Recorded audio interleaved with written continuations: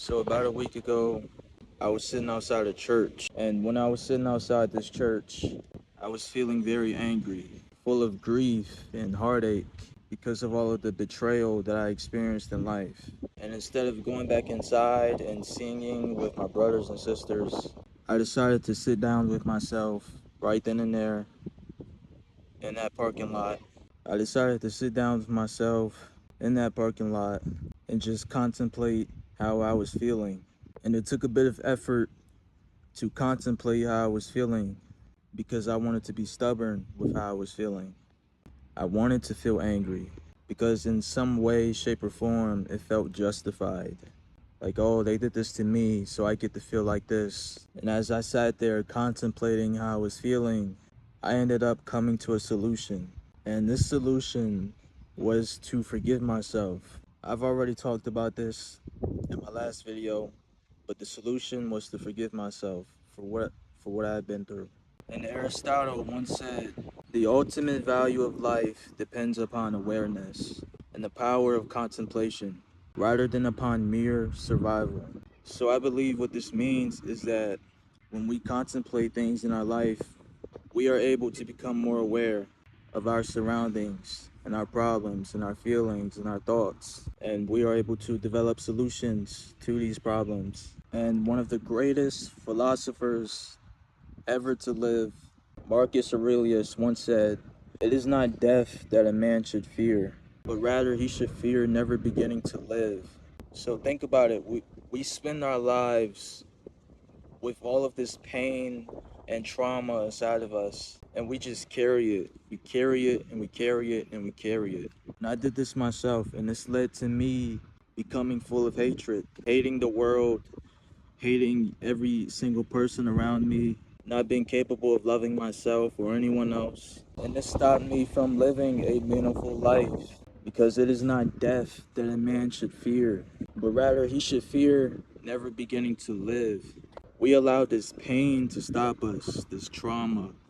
We allow mental conflict to stop us from living up to our fullest potential, to stop us from being happy.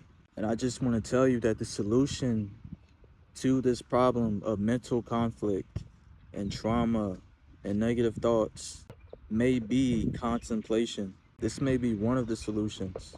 So if you just sit down in silence and you contemplate how you're feeling, you contemplate the problem before you, and you truly think about it, and you fight through all of those negative emotions, you may come to a solution, a conclusion to your problem.